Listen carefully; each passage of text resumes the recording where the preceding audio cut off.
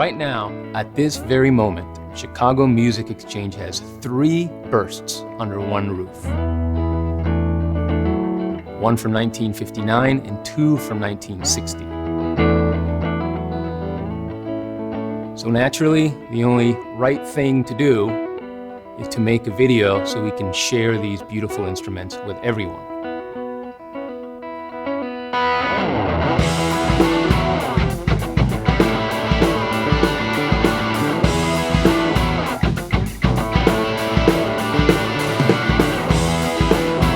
What makes the burst cool is because all throughout the 50s, there are weird little quirks and things that they kind of changed and improved on, and they kind of accidentally stumbled onto something basically perfect in 1958. These are highly sought after collectible pieces of music history. People start snatching them up, and right away they start gaining kind of this mythical status as the ultimate rock guitar. That's kind of where the myth of the burst is born.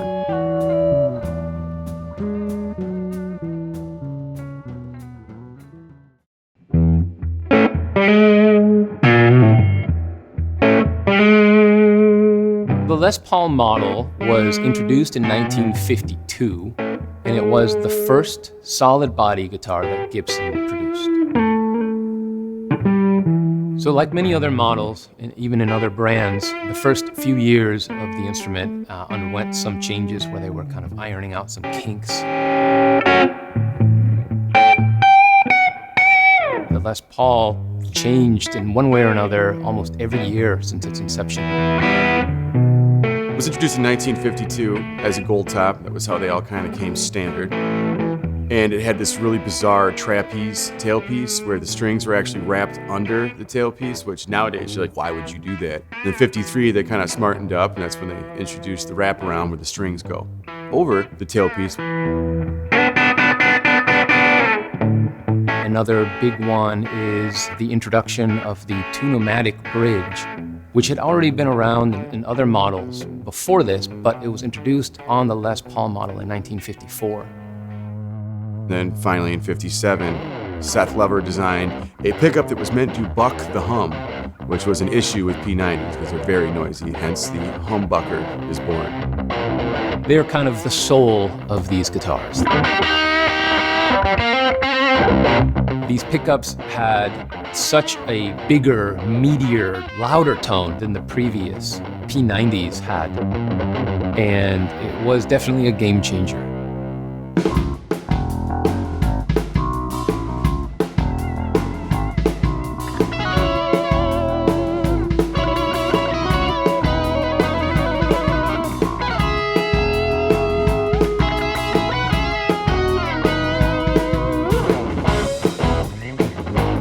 Drove amps louder. They had all this rich frequency response, this rich low end. The PAF, it appeared in many models, but this was the only solid body model that it was found in.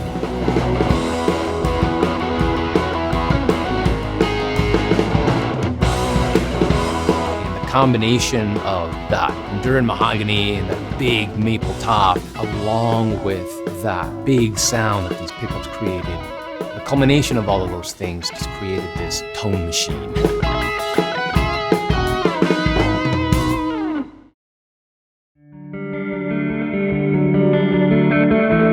One of the changes, which is why it's called a burst, was the introduction of the Sunburst color to the line in 1958.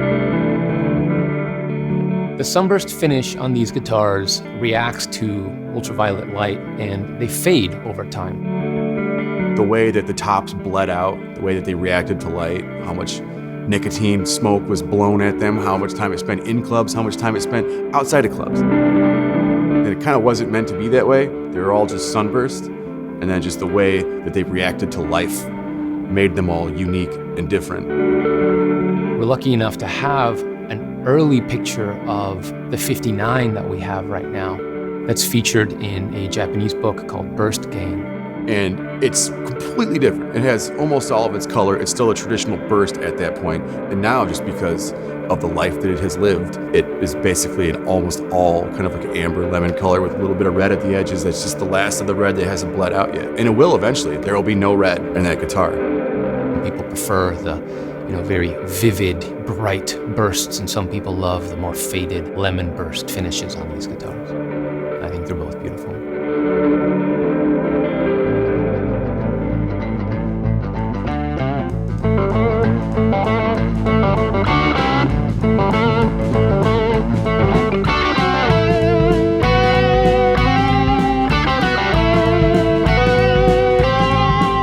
So approximately 1,400 of these instruments were released between 1958 and 1960.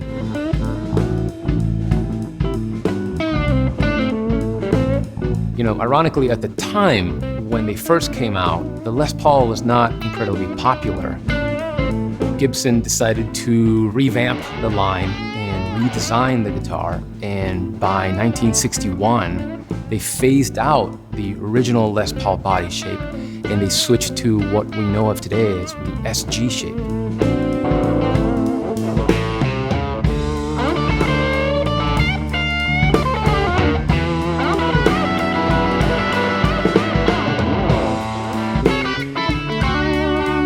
By the mid-60s, musicians like Eric Clapton, Jeff Beck, Dwayne Allman, Mike Bloomfield, many others had really adopted this instrument and made some historic recordings with the Les Paul.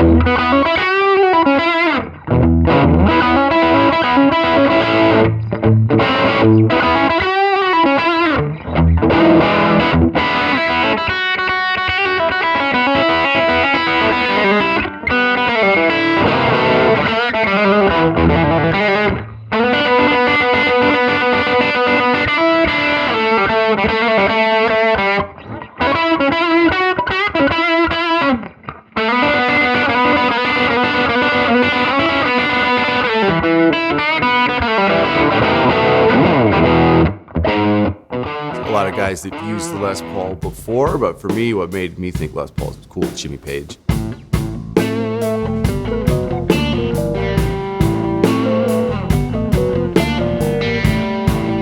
Just the sounds that he was getting out of his Les Paul.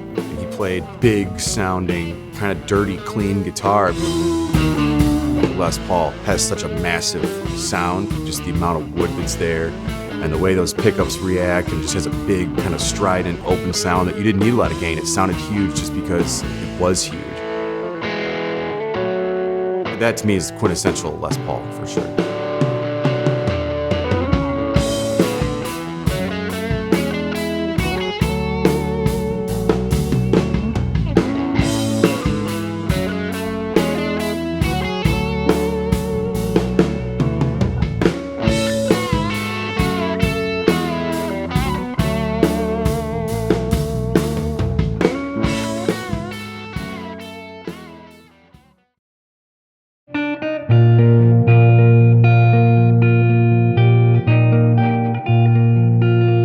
Gibson realized that these people were making incredible music with these instruments, and they reintroduced the model in 1968.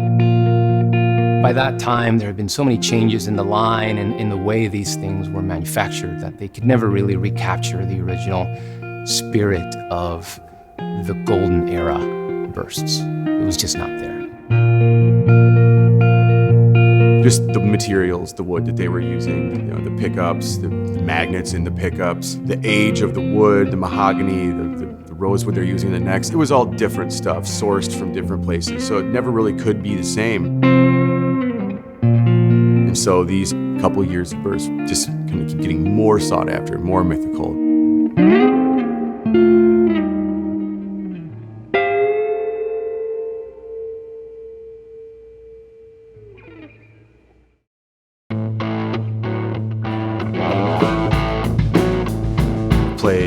59 Les Paul that we had in the house for a while that belonged to Rick Nielsen. And that guitar, something about those pickups and that wood is that I swear it would overdrive a Fender Twin, which seems impossible. It was the hottest guitar I've ever played.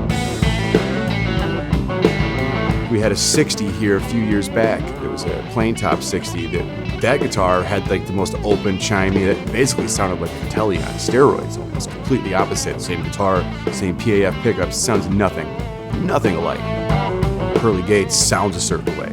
Jimmy Page's number one doesn't sound like Pearly Gates. They're both Les Pauls, built in the same factory, same people, same time. They don't sound anything alike. Bino didn't sound like Gary Moore's Les Paul, which doesn't sound anything like Bloomfield's Les Paul. These bursts are all completely unique.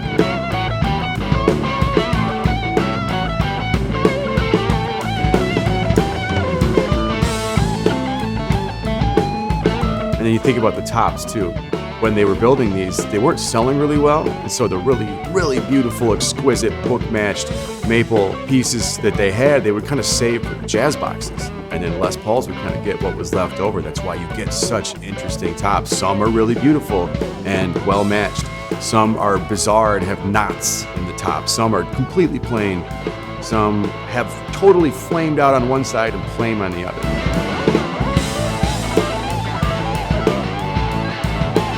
And that all kind of goes into how they all became so unique. Every one of them will sound different. Every one of them will look different. Every one of them is going to end up being different 30 years from now.